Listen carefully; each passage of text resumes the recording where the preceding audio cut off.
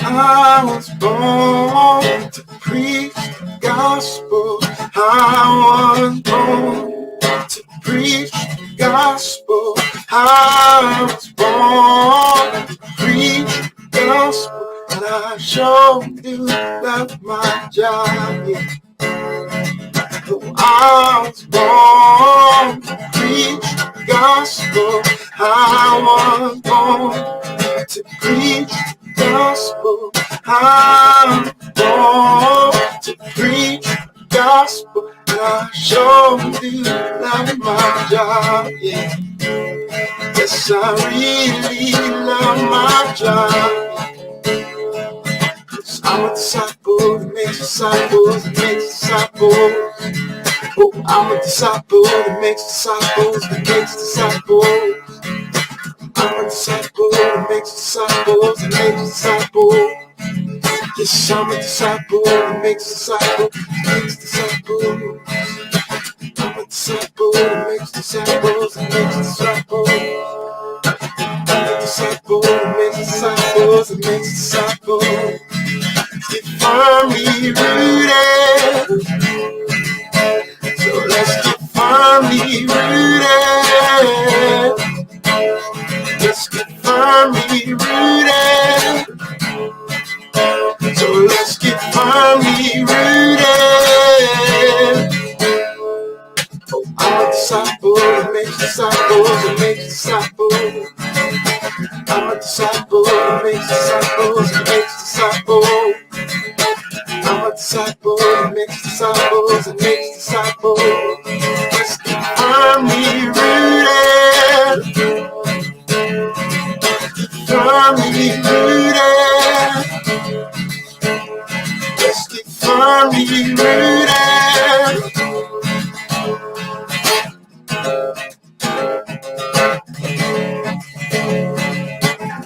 Yeshua, Yeshua, Yeshua, Yeshua, Yeshua, Yeshua.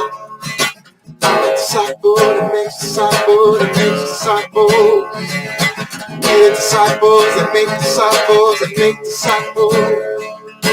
We are disciples that make disciples that make disciples.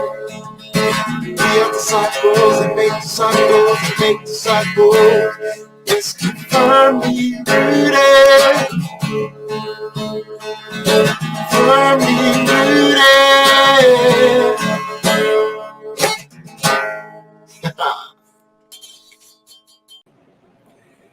Good morning and happy Thursday, Rooted Men. Pastor Tom Donnelly, Firmly Rooted Ministries, and Brian Vlaming. Good morning. Ken Gooch, good morning. So yesterday we looked at a psalm in which David was seeking God to protect him and to bring justice on his enemies. He continues the same theme in 56, but it's a little bit different. Because it could just be that some of the enemies are close to him. They might be people that he knows, people in his family, people in his entourage, people in his government. Sometimes we have this situation in which we feel like people are attacking us. They're just saying things about us. We can't understand why. We don't understand what, because it doesn't seem to describe us. But no matter what we do, we can't catch up with the gossip. We can't catch up with the words that are being spoken. Be merciful to me, O God, for men hotly pursue me. All day long they press their attack. He's not talking about military. He says, my slanderers pursue me all day long. My slanderers. They're saying things about me that aren't true. They're thinking things about me that are not true. He says, when I'm afraid, I will trust in you. Listen, in God, whose word I praise. In God I trust. I will not be afraid. What can mortal man do to me?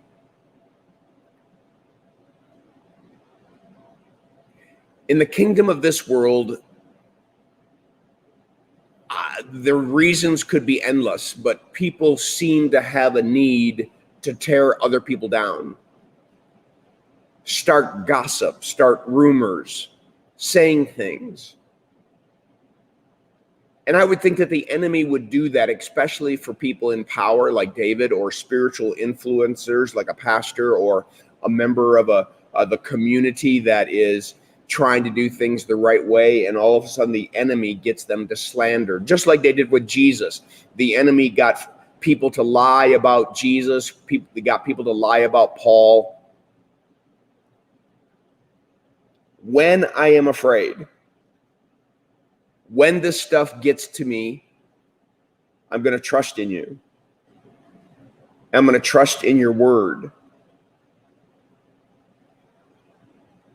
What does he mean? Trust in your word. What he means is God has said some things about you.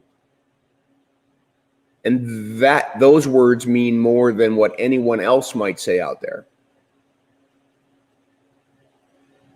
You are perfect in his eyes. You are created. You are unique, wonderful, beautiful. That you are the crown of creation, that you are sons of the King of Kings and Lord of Lords, that you are warriors for his kingdom. No matter what anybody in this world says, even the people closest to you, these words are true. I'm going to trust in God, he says. I'm not going to be afraid. What can mortal man do to me? Then he goes back and says, all day long they twist my words. I say one thing and they either judge my intent or they twist the words. They're conspiring, they're lurking, they're eager to destroy me. Listen to me, Lord, he says.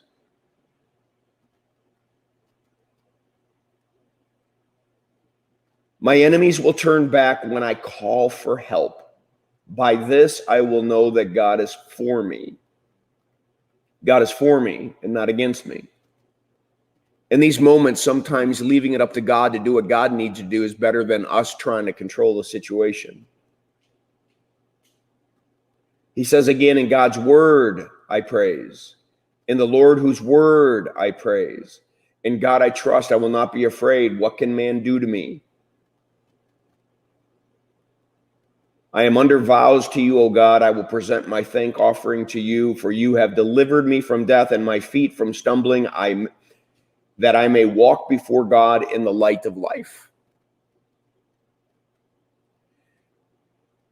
What can we derive out of the last part of this psalm? You and I can't stop what people think about us, say about us, want to judge us about, want to judge our intent. We can't.